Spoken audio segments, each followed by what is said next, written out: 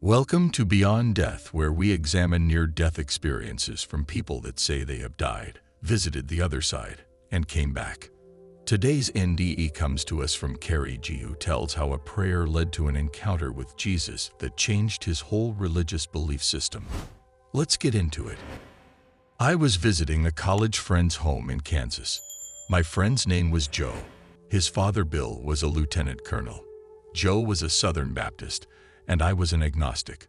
Joe asked me to pray with him before dinner while in his room. I told Joe that I could not, as I did not believe. Joe told me that my problem was that I was afraid to pray. Being 21 and feeling invincible, I told Joe that I accepted his dare and I would pray. Joe closed his eyes and lowered his head, but I did neither. I kept my eyes open and said the following prayer: "If I have done anything wrong, I am truly sorry, and if there is a God, I want to know you." Immediately, something like scales fell from my eyes. The scales were gray in color and seemed to have the consistency to me of snake scales or the fragility of cigarette ashes to the human touch. I was amazed when they fell from my eyes and put out my hands almost in reflex in an effort to catch them. The scales fell into the palms of my hands, but I felt nothing. They had no weight. Suddenly, a brilliant crystalline white light appeared above me half the distance between where I was sitting and where Joe was sitting. Time seemed to stop. The amazing light flooded the entire room, and everything it shone upon became a bleached white color. The furnishings, the beds, wood surfaces, painted walls, everything except for the skin tones of Joe and me.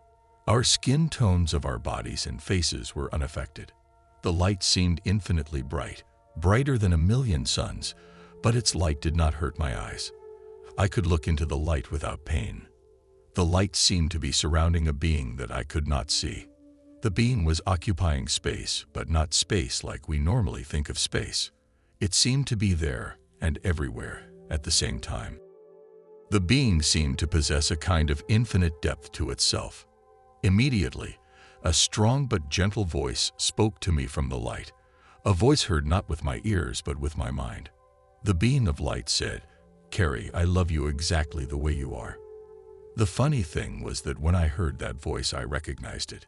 Somehow, I knew this being. He was like the best friend I always wanted and wished for, but did not know it. But upon hearing his voice, I knew him immediately. When the being of light first said this, I felt like the most loved human being of all time, the most favored of all human beings in the universe, past, present, or future. Yet at the same time, I knew this being loved everyone equally and just as infinitely as I felt right then.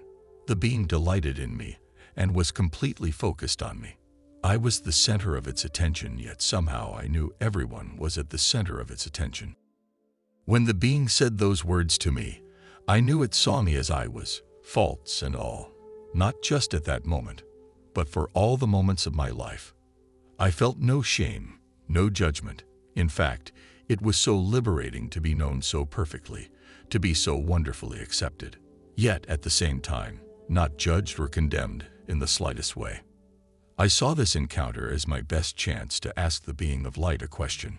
I somehow knew this being was God, Jesus in fact.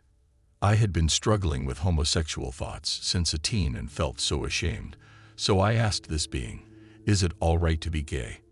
I could not see the face of this being, but I can tell you I know it smiled and laughed.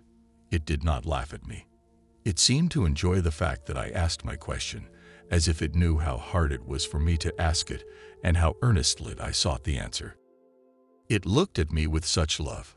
I felt this, but again I could not see its face.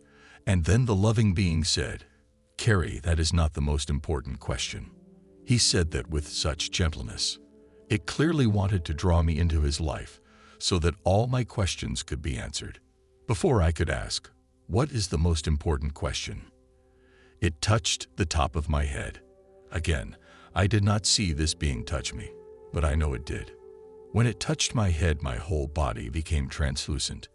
I could see right through my body and my clothes, yet at the same time, I could make out every detail, even as I could see right through myself. Then, it poured something of itself in me, and a wonderful golden light poured into me. It was pure gold, a shimmering golden light. It was so beautiful.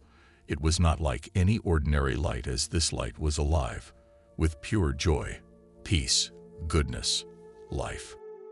I watched as the golden light filled up my feet, and then my legs, and then my whole body to the very top of my head.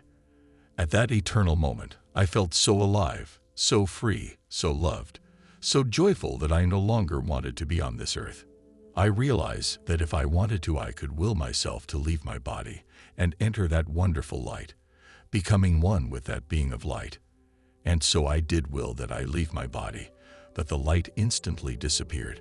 Later, my friend Joe admitted that in his mind's eye, he also saw a being of light while praying, but as his eyes were closed, he did not see what I saw. A few days later, I met a friend who knew nothing of what had happened, and she immediately exclaimed, "Carrie, what happened? You are so bright. All of this happened years ago. The experience changed me. God is real to me." I eventually became a Catholic priest. One of the lingering effects of this experience is that I am able to see spirits of people for a few days after their deaths. I have many encounters with loved ones right after their deaths. I could see them, and they communicate to me their joy. One told me, "Carrie, it is so beautiful. I have felt the same unconditional love and exquisite joy that I felt with the being of light, Jesus, when they visit." As a Catholic priest, I have experienced loving spirits at the funerals of parishioners. Sometimes I can see their loved ones standing next to the bereaved, and I can feel their heavenly joy.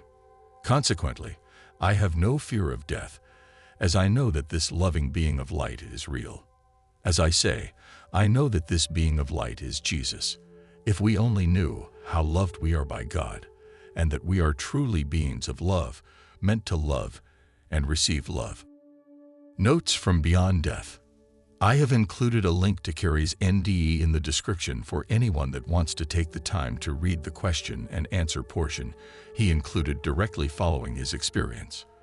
Let me know in the comments below what your thoughts are on this one, and please be nice. I know this one goes against the beliefs of many of you, but that does not give you a license to come here handing out judgment. Let's leave that for God, like the Bible tells us to do. Until next time, stay blessed.